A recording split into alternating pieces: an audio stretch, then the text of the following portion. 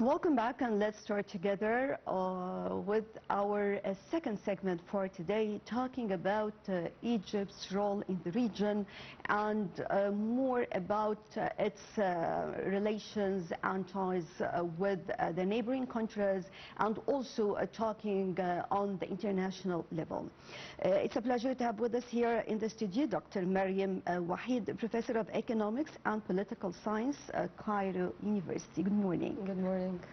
So, Doctor, first of all, how do you define the pillars of Egypt's current foreign policy?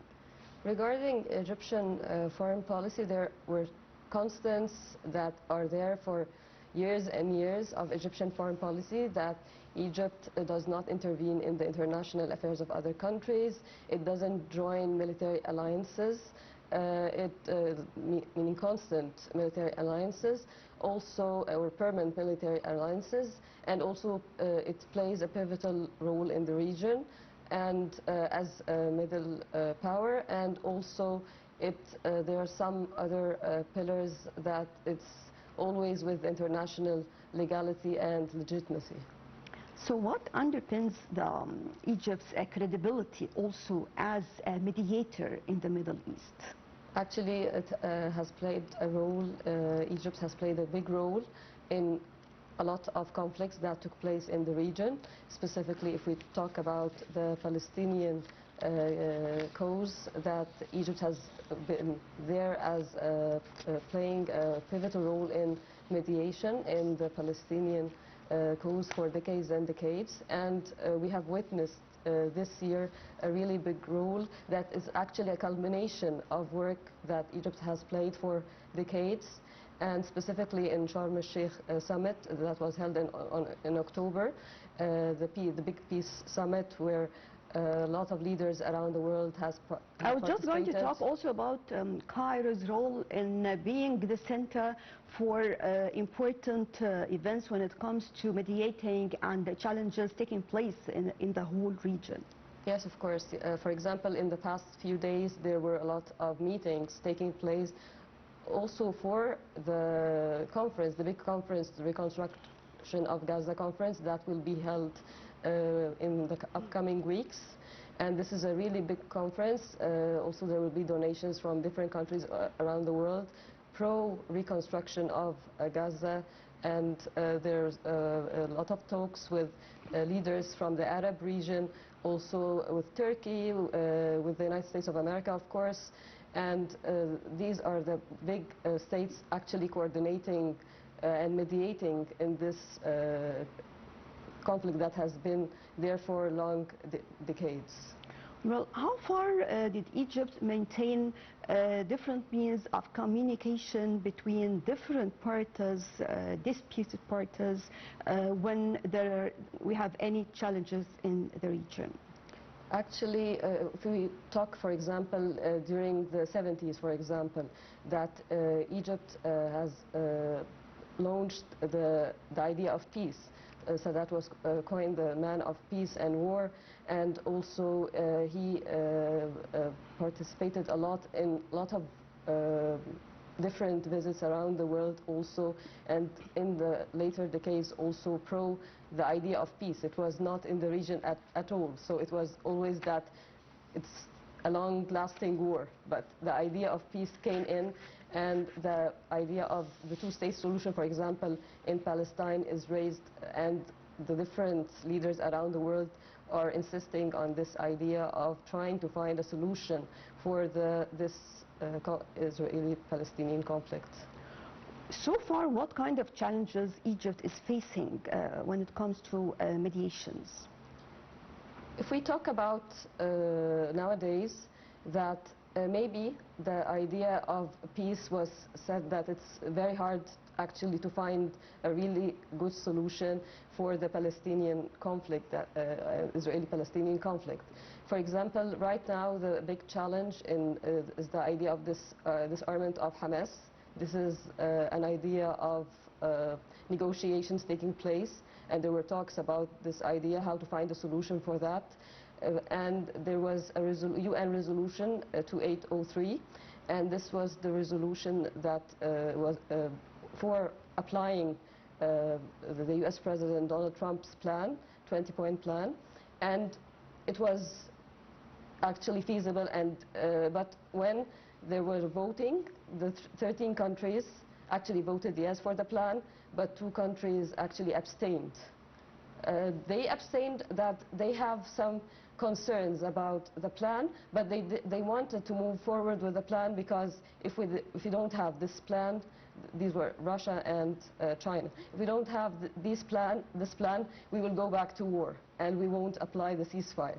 But they have still have some concerns regarding the International Stabilization Force, for example, how it will be formed, the linkage between the UN and the International Stabilization Force, and the degree to they wanted more engagement of the UN, for example, in this International Stabilization Force.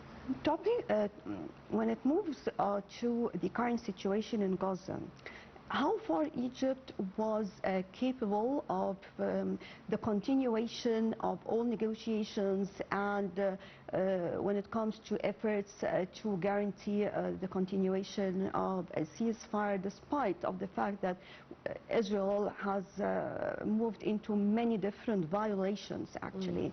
And still talking in this point in particular, I want to know more about the role of Egypt that Egypt is playing so far, and how far Egypt can guarantee the continuity of the ceasefire.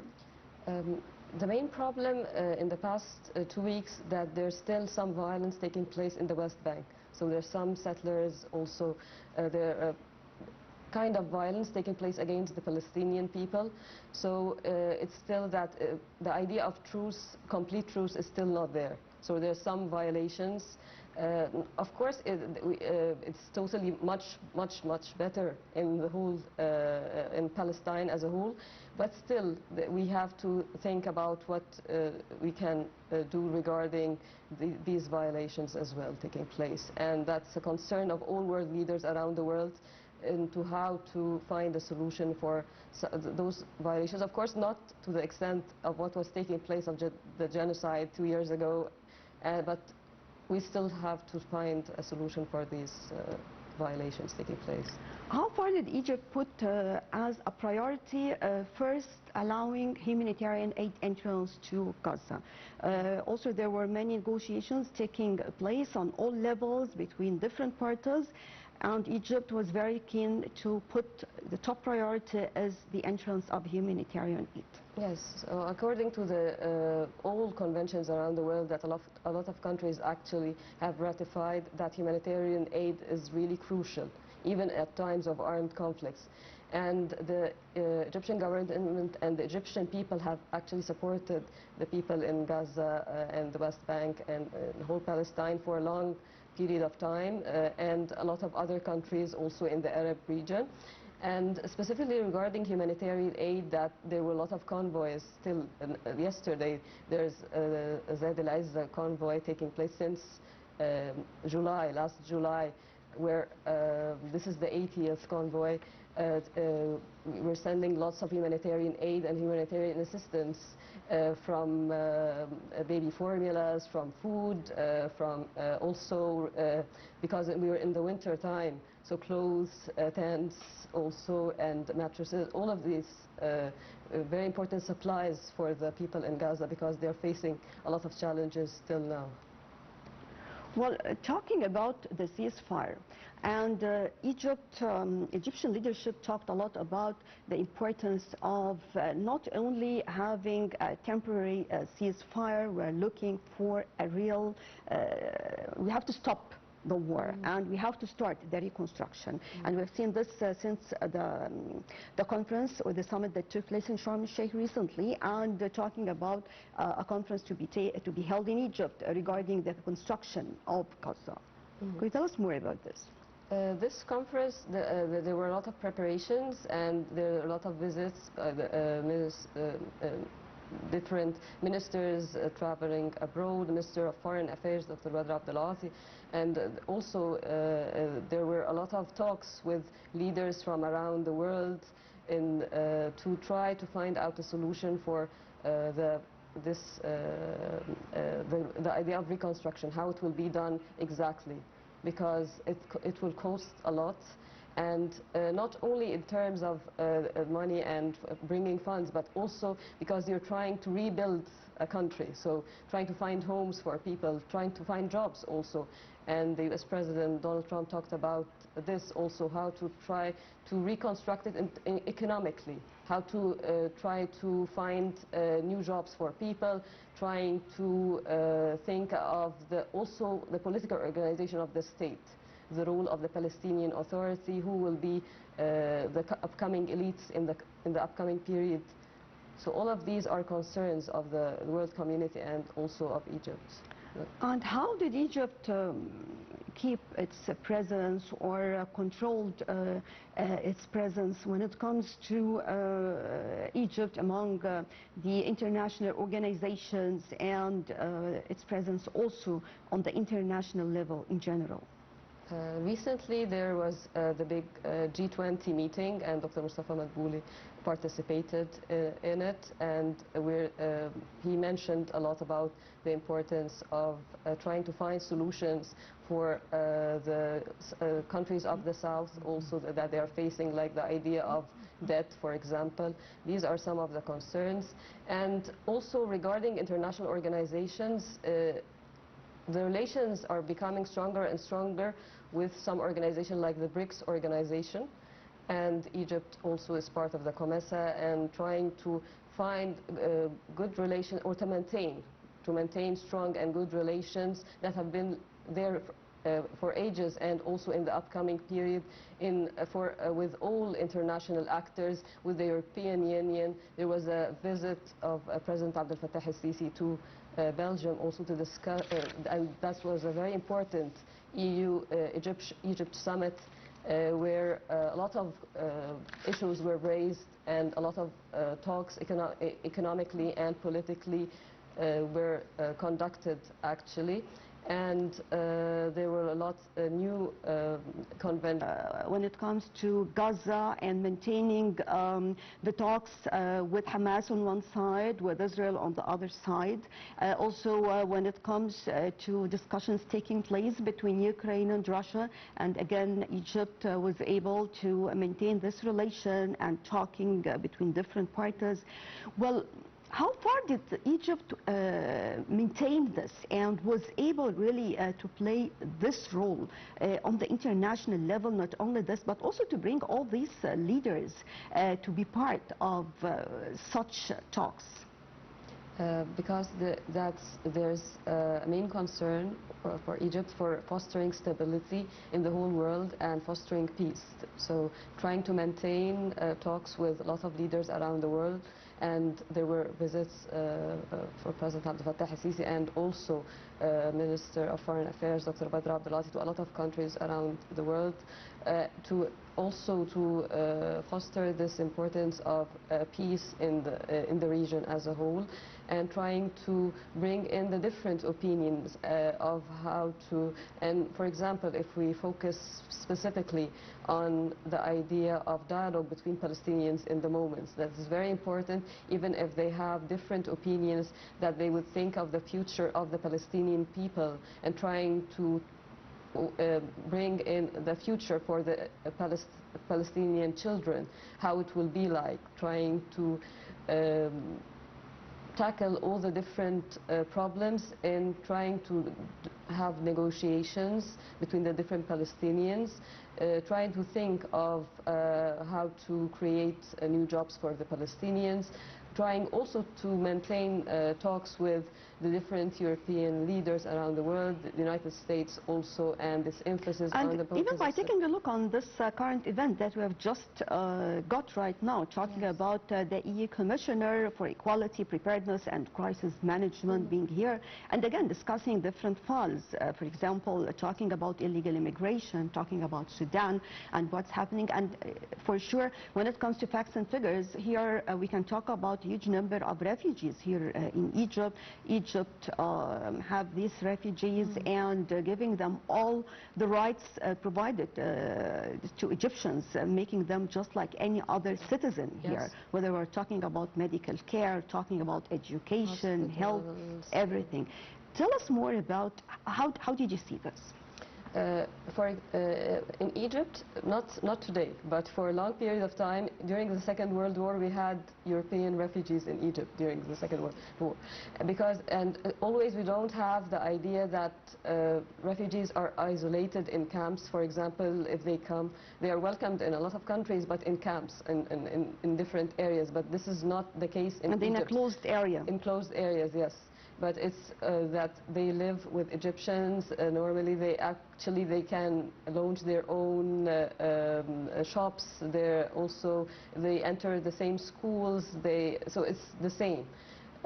So this is very important regarding treating refugees and also the international protection of refugees and abiding by the idea of international protection of refugees, which is really crucial according to international humanitarian law.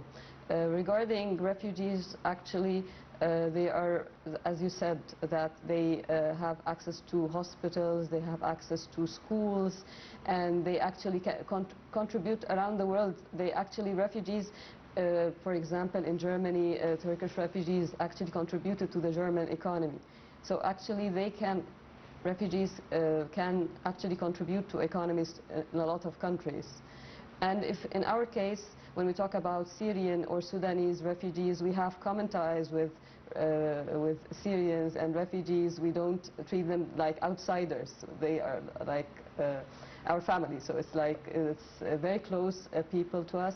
And so it's very important that the idea of isolation of refugees, that it's not correct, and because they are coming, they are not willing that it's mainly their choice, because there were other factors that forced them to move out of their countries, because there was a very long civil war taking place in Syria, and so it was a really burden for them. They were also talking right now about the illegal immigration, and Egyptian Minister of Foreign Affairs Badr Abdulati was talking that Egypt was able to control this, and we don't have anyone moving out of the border since September 2016, if I can recall it correctly, to be outside with illegal immigration, and there must be some criteria to control this, even for those who would like to travel. I think this is one of the most important issues. Tell us more about it, because many different writers and analysts, politicians, they were talking about this part. Yes, specifically the European Union. That's a big problem for European leaders, and the President of the European Commission mentioned a lot about this, and a lot of European leaders, that it's a big issue. There are a lot of migrants from a large number of countries.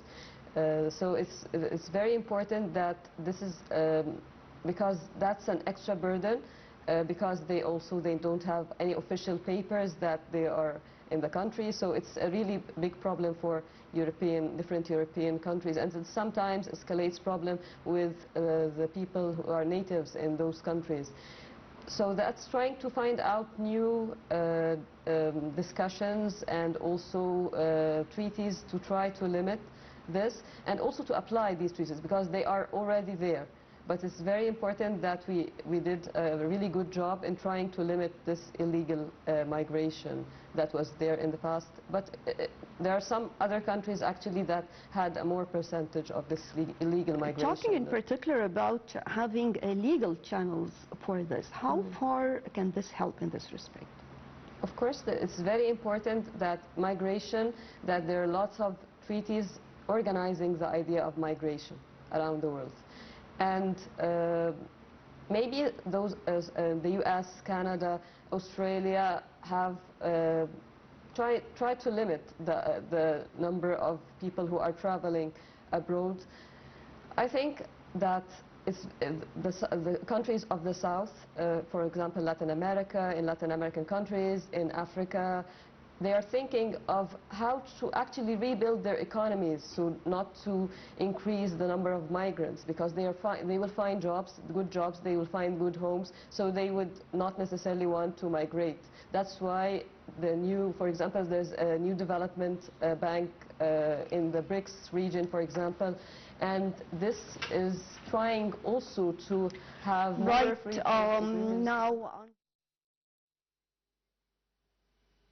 of the Prime Minister, the National Conference Reforming Empowering Local Administration